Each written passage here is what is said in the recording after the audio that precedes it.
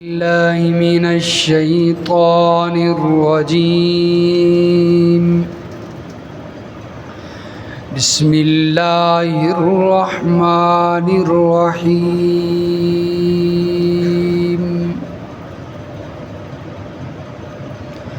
وما اختلفتم فيه من شيء فحكمه إلى الله. اور جس بات میں تم اختلاف کرتے ہو ہر چیز کا حکم اور فیصلہ اللہ ہی کے سپرد ہے. ذالکم اللہ ربی علیہ توکلت.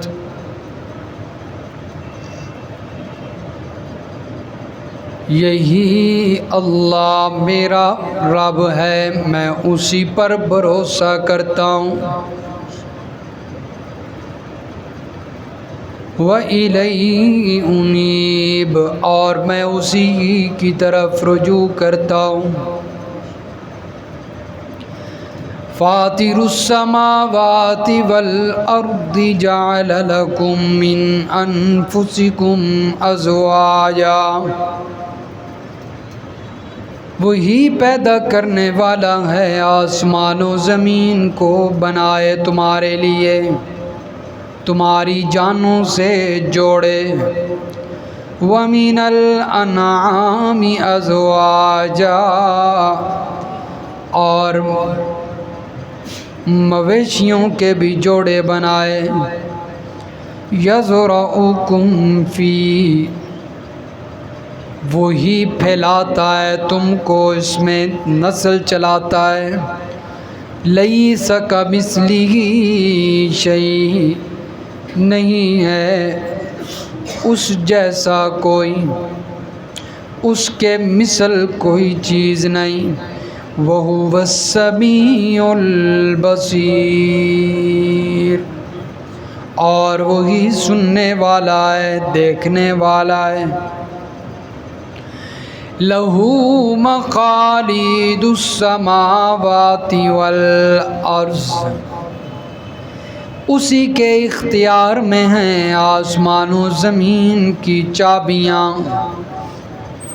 یبسط الرزق لمن یشاء ویقدر، وہی اللہ رزق کو بڑھا دیتا ہے جس کے لیے چاہتا ہے، اور جس کے لیے چاہتا ہے کم کر دیتا ہے.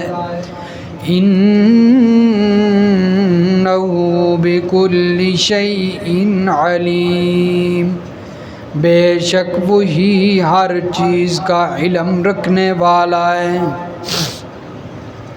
سبحان ربک رب العزة عما یصفون، وسلام علی المرسلین، والحمد للہ رب العالمین. اللہم صل علی محمد وعلی آل محمد کما صلیت علی ابراہیم وعلی آل ابراہیم انک حمید مجید. اللہم بارک علی محمد وعلی آل محمد کما بارکت علی ابراہیم وعلی آل ابراہیم انک حمید مجید. سورۃ الشورى کی آیت نمبر 10 سے لے کر آیت نمبر 12 تک تلاوت کی گئی ہے. گزشتہ درس میں اللہ تبارک و تعالی نے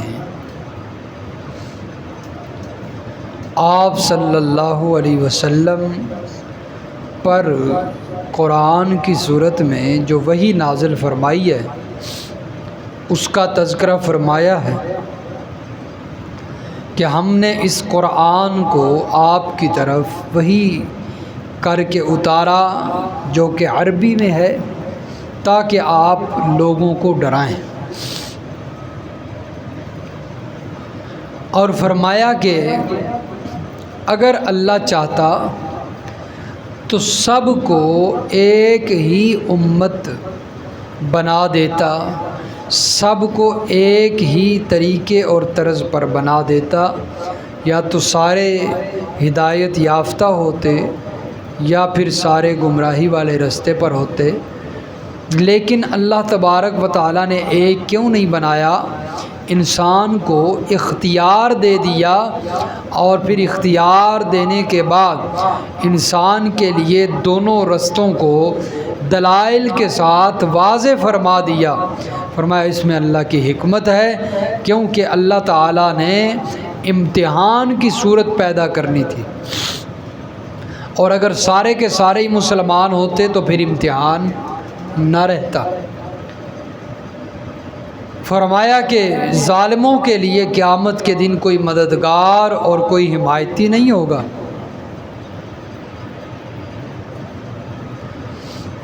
اور جو اللہ کو چھوڑ کر کارساز بناتے ہیں انہیں سمجھ لینا چاہیے کہ فاللہ والولی، کارساز صرف اللہ ہی ہے جو مردوں کو قیامت کے دن زندہ کر سکتا ہے، اور وہ ہر چیز پر قادر ہے۔ تو اللہ کی بڑی صفات ذکر ہوئی ہیں اس سے پہلے آیات میں۔ دیکھیں شروع سے ہی اللہ نے فرمایا کہ زمین و آسمان کا مالک اللہ ہے، لہو ما فی السماوات و ما فی الارض، اور وہ علی العظیم ہے، اور فرمایا وہ غفور الرحیم ہے، وہ اللہ حفیظ علیم ہے۔ پھر فرمایا کہ وہ کارساز ہے، مردوں کو زندہ کر سکتا ہے، ہر چیز پر قادر ہے۔ تو اتنی صفات ذکر اللہ نے بیان اپنی فرمائی ہیں۔ تو اس سے معلوم ہوتا ہے جب ساری صفات کا حامل اللہ ہے، ملکیت اللہ کی ہے، تو پھر معلوم ہوتا ہے کہ اس کائنات کے اندر حاکم بھی کون ہے؟ اللہ ہے۔ حکومت بھی کس کی ہے؟ تو یہ حاکم والی جو صفت ہے یہ بھی اللہ کی ہے، اس کا اللہ نے ان آیات میں ذکر فرمایا ہے۔ فرمایا وَمَا اخْتَلَفْتُمْ فِيهِ مِنْ شَيْءٍ فَحُكْمُهُ إِلَى اللَّهِ، یہ کلام تو اللہ کا ہے لیکن اللہ نے اپنے پیغمبر کی زبانی کہلوایا ہے۔ اب دیکھیں سورۃ الفاتحہ، یہ کلام بھی کس کا ہے؟ اللہ کا ہی ہے نا سورۃ فاتحہ، لیکن بندے کی زبان سے کہلوایا ہے، میرا بندہ تو کہہ، تعریفیں بھی کر، اور پھر اہدنا الصراط المستقیم دعا بھی مانگ۔ تو یہ کس کی زبان سے؟ انسان کی زبان سے کہلوایا۔ اسی طرح یہ کلام بھی اللہ کا ہی ہے لیکن اپنے پیغمبر کی زبان سے کہلوایا، میرے پیغمبر کہیے وَمَا اخْتَلَفْتُمْ فِيهِ مِنْ شَيْءٍ، جس چیز کے اندر تم اختلاف کرتے ہو اہل حق کے ساتھ، فَحُكْمُهُ إِلَى اللَّهِ، فرمایا ہر چیز کا فیصلہ اللہ نے کرنا ہے، ہر چیز کا فیصلہ۔ فرمایا کوئی بھی بات ہو نا، کوئی بھی دین کا مسئلہ ہو یا کوئی بھی معاملہ ہو، اس کو اللہ کی طرف لوٹاؤ، اس کا فیصلہ کس سے کرواؤ؟ جس طرح کہ سورہ یوسف ہے نا، پارہ نمبر 12 میں، تو وہاں پر بھی دیکھیں حضرت یوسف علیہ الصلاۃ والسلام اسی اللہ کی صفت کا تذکرہ فرماتے ہیں۔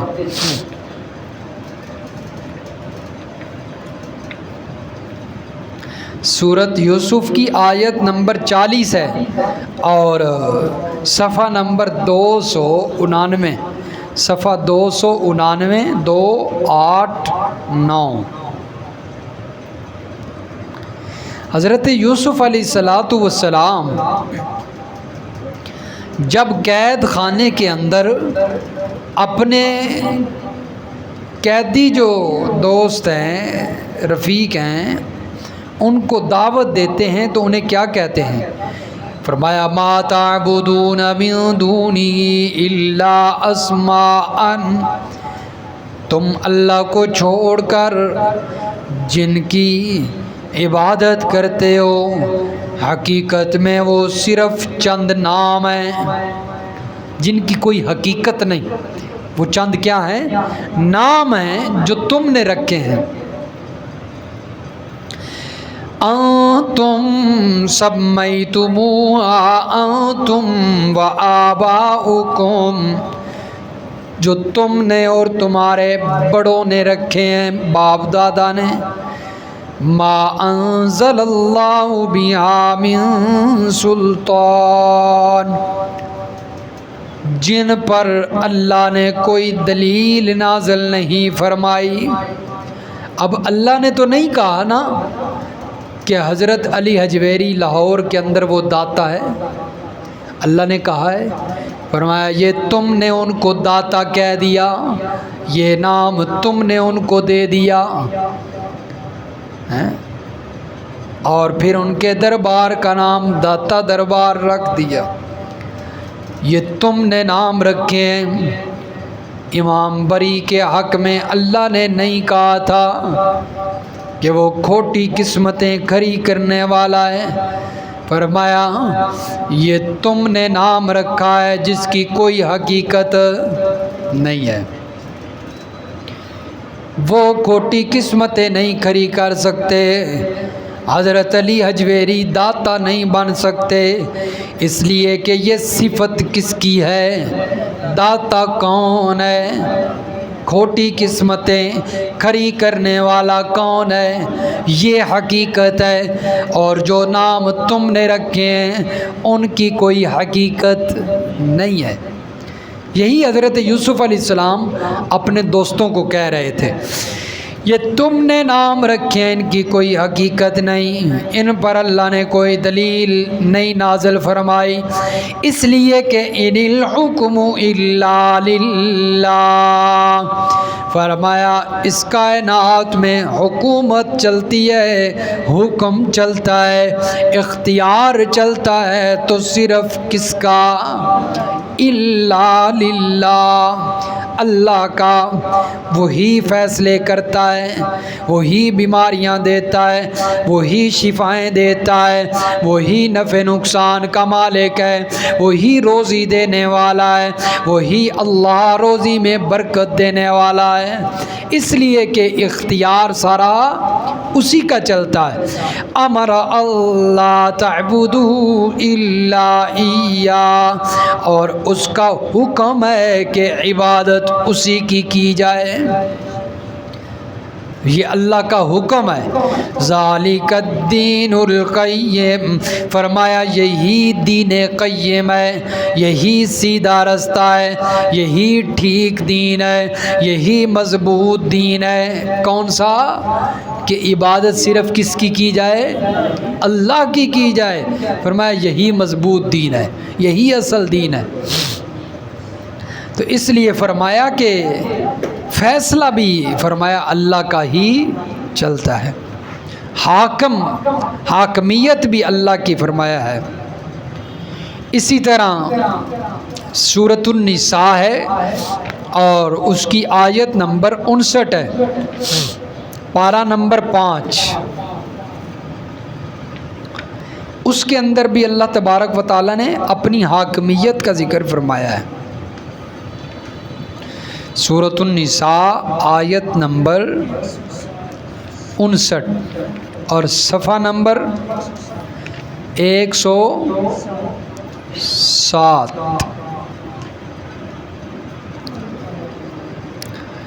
صفحہ نمبر 107 ہے جی، پہلی لائن بلکہ پچھلے صفحے کی آدھی لائن بھی ہے۔ یا ایھا الذین آمنوا اطیعوا اللہ واطیعوا الرسول، اے ایمان والو کہا مانو اللہ کا، اطاعت کرو اللہ کی اور اطاعت کرو رسول کی، وَأُولِي الْأَمْرِ مِنْكُمْ اور اہل علم تم میں سے جو ہوں ان کی اطاعت کرو، اولی الامر فیصلہ کرنے کی جو طاقت رکھتے ہیں۔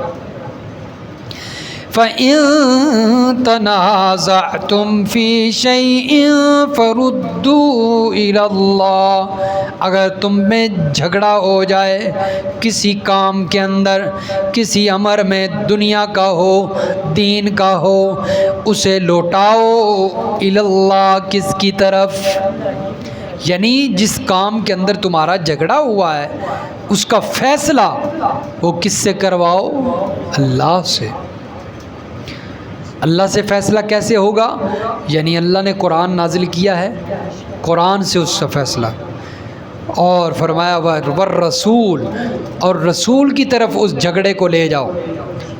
اب نبی علیہ الصلاۃ والسلام تو اس دنیا میں ہے کوئی نہیں، جب اللہ کے نبی زندہ تھے صحابہ کرام اللہ کے نبی سے فیصلے کروایا کرتے تھے، حتیٰ کہ صرف صحابہ کرام نہیں یہود و نصارہ بھی آیا کرتے تھے، یہود و نصارہ بھی آپ صلی اللہ علیہ وسلم سے فیصلے کروایا تھے۔ آپ صلی اللہ علیہ وسلم کی صداقت اور دیانتداری اتنی مشہور تھی کہ دوسرے مذاہب کے لوگ آ کر فیصلے کروایا کرتے۔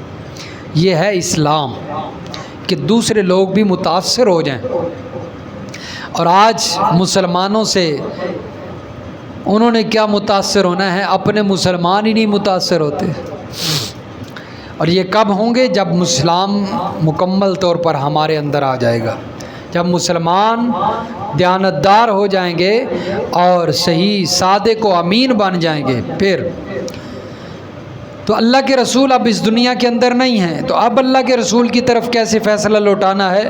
یعنی اللہ کے نبی صلی اللہ علیہ وسلم کی احادیث ہیں، شریعت جو اللہ کے نبی نے بتائی ہے اس کے مطابق فیصلہ کیا جائے۔ تو فرمایا کہ اپنا اختلاف اس کا فیصلہ کس کی طرف لوٹاؤ؟ اللہ اور اس کے رسول کی طرف، کیونکہ فرمایا حاکمیت اللہ کی ہے۔ رسول کا ذکر اس لیے ہے کیونکہ اللہ کا رسول بھی اللہ کے حکم کے مطابق فیصلہ کرتا ہے، اللہ کی طرف سے فیصلہ ہوتا ہے تو اللہ کا رسول بھی حکم صادر فرماتا ہے۔ نبی علیہ الصلاۃ والسلام جب صحابہ کرام کے ساتھ بیت اللہ کا طواف کرتے داخل ہوئے تو اللہ کے نبی صلی اللہ علیہ وسلم نے صحابہ کو بتایا کہ یہ مقام ابراہیم ہے۔ حضرت عمر رضی اللہ تعالیٰ عنہ کے دل میں خواہش پیدا ہوئی، بڑا اعلیٰ مقام ہے، جد الانبیاء یہاں پر کھڑے ہو کر بیت اللہ کی تعمیر کرتے رہے، تو جی میں آیا کہ یہاں پر نفل ادا کر لوں۔ اللہ کے نبی کو کہا تو اللہ کے نبی نے فرمایا میں فیصلہ نہیں کر سکتا، اس لیے کہ فیصلہ کہاں سے ہوتا ہے؟ آسمانوں سے فیصلہ ہوگا تو میں اجازت دوں گا۔ چنانچہ حضرت جبریل امین فیصلہ لے کر آ گئے، میرے پیغمبر اللہ تعالیٰ عرشوں پہ بیٹھ کے وہی فیصلہ فرما رہے ہیں جو فرشوں کے اوپر حضرت عمر کا جی چاہ رہا ہے۔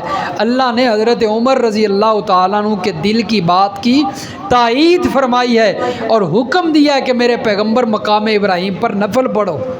تو اللہ کا پیغمبر بھی فیصلہ وہی کرتا ہے جو کون کرتا ہے؟ اللہ کرتا ہے۔ تو حاکمیت کس کی ہے؟ اللہ کی ہے۔ تو اس لیے فرمایا اپنا حکم، اپنا اختلاف، اپنا فیصلہ اللہ کی طرف لوٹاؤ۔ اور اسی طرح یہ آگے اسی صفحے پہ ہے، نیچے آیت سورۃ النساء کی آیت نمبر اگلے صفحے پہ ہے، 65 ہے، آیت نمبر 65 ہے سورۃ النساء کی۔ فَلَا وَرَبِّكَ لَا يُؤْمِنُونَ حَتَّى يُحَكِّمُوكَ فِي مَا شَجَرَ بَيْنَهُمْ۔ میرے پیغمبر قسم ہے تیرے پروردگار کی، یہ ایماندار نہیں ہو سکتے یہاں تک کہ یہ آپ کے پاس فیصلے لے کر آ جائیں۔ اپنے فیصلے آپ کی طرف جب تک نہیں لوٹائیں گے اس وقت تک یہ ایماندار نہیں ہو سکتے. ثم لا یجدوا فی انفسہم حرجا مما قضیت، اور جس وقت یہ لوگ آپ کے پاس فیصلے لے کر آئیں اور پھر آپ فیصلہ فرما دیں، آپ فیصلہ فرما دیں، اس کے بعد ان کے دلوں میں کوئی کھوٹ اور کوئی تنگی نہیں ہونی چاہیے. جب آپ فیصلہ کر دیں پھر اس فیصلے کے خلاف فرمائیں ان کے دلوں میں کوئی بات نہیں ہونی چاہیے. حضرت عمر رضی اللہ تعالیٰ عنہ کا آپ واقعہ سنتے ہیں. ایک منافق اور ایک یہودی نبی علیہ السلام کے پاس فیصلہ لے کر آئے کہ یہ ہمارا جھگڑا ہے، اس کے اندر فیصلہ فرما دیں. اللہ کے نبی نے قرآن و حدیث کے مطابق فیصلہ فرما دیا، اور فیصلہ کس کے حق میں ہو گیا؟ یہودی کے حق میں. منافق سمجھ رہا تھا کہ میں کلمہ گو ہوں، اس لیے اللہ کے نبی میری طرفداری کرتے ہوئے میرے حق میں فیصلہ کر دیں گے، لیکن وہ باطل پر تھا اور یہودی حق پر تھا، اس لیے اللہ کے نبی نے فیصلہ یہودی کے حق میں کر دیا. حضرت ابو بکر کے پاس چلے گئے. منافق نے کہا، منافق کے دل کے اندر وہ بات نا کہ میں نے تو کلمہ پڑھا ہے، میں مسلمان ہوں، میرے حق میں فیصلہ نہیں ہوا، چلو ابو بکر کے پاس چلتے ہیں. یہودی نے کہا ٹھیک ہے. حضرت ابو بکر صدیق نے فرمایا میرا بھی وہی فیصلہ جو آپ کا فیصلہ تھا، نبی علیہ السلام کا جو فیصلہ وہی میرا فیصلہ ہے. لیکن منافق کے دل میں تسلی نہیں، کہ منافق کبھی جو ہے وہ مطمئن نہیں ہوتا. چلے گئے حضرت عمر کے پاس، دروازہ کھٹکھٹایا، حضرت عمر تشریف لائے. ہاں جی کیا مسئلہ ہے؟ یہ مسئلہ ہے، فیصلہ کر دیں. یہودی نے ساتھ بتا دیا کہ پہلے ہم اس سے نبی علیہ السلام سے فیصلہ کروائے ہیں، اور نبی علیہ السلام نے میرے حق میں فیصلہ کر دیا. یہودی نے بتا دیا. حضرت عمر نے کہا اچھا کیا صبر کرو. اندر گئے، تشریف لے گئے اور گھر سے اپنی تلوار لے آئے اور منافق کا سر قلم کر دیے. کہا جس کو نبی علیہ الصلاۃ والسلام کا فیصلہ منظور نہیں اس کا یہی فیصلہ ہے. تو منافق کے سر پر عمر کی تلوار ہر وقت جو ہے وہ لہراتی رہتی. منافق عمر سے ڈرتا ہے. چنانچہ منافقوں نے شور مچا دیا، عمر نے ہمارا بندہ قتل کر دیا ہے، ہم قصاص لیں گے. اچھا، نبی علیہ الصلاۃ والسلام نے بلا لیا. ابھی حضرت عمر پہنچے نہیں تھے. اب نبی علیہ الصلاۃ والسلام کو تو پتہ نہیں تھا کہ کیا معاملہ ہوا ہے. نبی علیہ السلام جانچ پڑتال کے لیے بلا رہے ہیں. حضرت عمر گھر سے چل پڑے اور حضرت عمر کے دل کے اندر بڑا خوف اور ڈر پیدا ہو گیا. اللہ کے نبی پتہ نہیں کیا فیصلہ کریں گے، میں نے تو جو ہے وہ سر قلم کر دیا. کیونکہ نبی علیہ الصلاۃ والسلام سے محبت تھی، ان کا فیصلہ جس کو تسلیم نہیں تو اس کا یہی حشر ہونا چاہیے. حضرت عمر ابھی پہنچے نہیں تھے کہ جبریل قرآن لے کر آ گیا. یہی آیت آئی، فرمایا میرے پیغمبر تیرے رب کی قسم ہے، اللہ نے اپنی قسم اٹھائی، تیرے رب کی ربوبیت کی قسم ہے میرے پیغمبر، جس کے درمیان آپ فیصلہ کر دیں اور وہ اس فیصلے کو تسلیم نہ کرے وہ ایماندار نہیں ہو سکتا. میرا پیغمبر یہ منافق تھے اور عمر نے صحیح فیصلہ کیا ہے.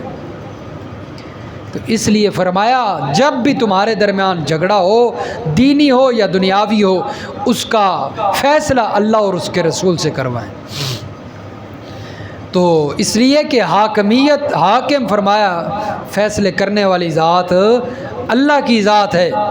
ذالکم اللہ ربی علیہ توکلت، فرمایا اسی کی طرف فیصلے سپرد کیے جاتے ہیں، اور فرمایا اللہ ہی میرا پروردگار ہے، میں اسی پر بھروسہ کرتا ہوں. وَإِلَيْهِ أُنِيبُ، اور اسی کی طرف میں رجوع کرتا ہوں. یہود و نصارہ جو تھے نا، یہود و نصارہ کی حالت یہ بن چکی تھی کہ قرآن سورۃ التوبہ کے اندر فرماتا ہے آیت نمبر 31 میں کہ یہود و نصارہ اپنے فیصلے اپنے مولویوں سے کروایا کرتے تھے، اپنے احبار سے، اپنے پیروں سے. تو اللہ نے کیا کہا؟ اتخذوا احبارہم ورہبانہم اربابا من دون اللہ. انہوں نے اپنے احبار کو، اپنے رہبان کو کیا بنا لیا؟ رب بنا لیا، من دون اللہ، اللہ کو چھوڑ کر۔ جو ان کے پیر کہتے، جو ان کے مولوی کہتے وہی وہ کرتے، یہ نہیں دیکھتے تھے کہ اللہ کیا کہہ رہا ہے۔ جس طرح کہ آج کل کے انے مشرک ہیں، بے ایمان مشرک، وہی یہ ان کا بھی یہی کام ہے، یہود و نصارہ والا۔ جو بھکی شریف والوں نے کہہ دیا وہ حق ہے، جو اللہ کا قرآن کہتا ہے وہ ماننے کے لیے تیار نہیں، اور جو کسی اور گدی نشین نے کہہ دیا، کسی اور جو ہے وہ ملا نے کہہ دیا، اسے حق سمجھ لیتے ہیں، قرآن ایک طرف کر دیتے ہیں، اللہ کے نبی کا فرمان ایک طرف کر دیتے ہیں، وہ جو ہے پس پشت ڈال کر اپنے گدی نشین اور اپنے پیروں کی بات کو دے کر۔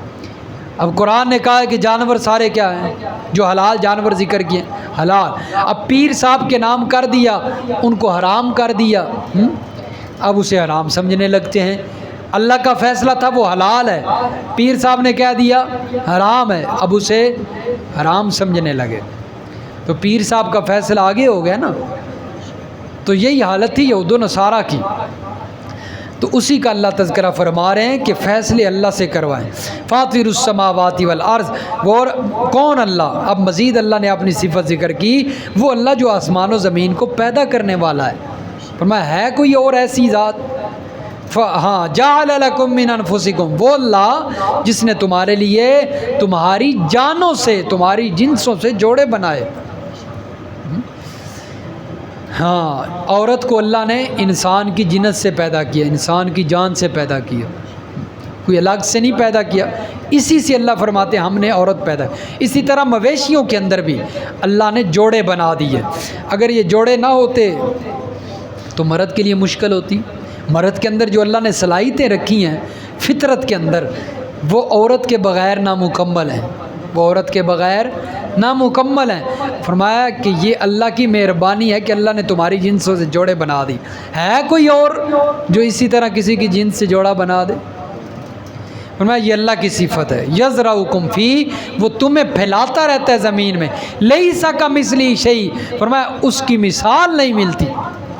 قل هو اللہ احد اللہ الصمد لم یلد ولم یولد ولم یکن لہ کفوا احد، فرمایا وہ ایک ہی ہے، اس جیسا دوسرا کوئی نہیں ہے۔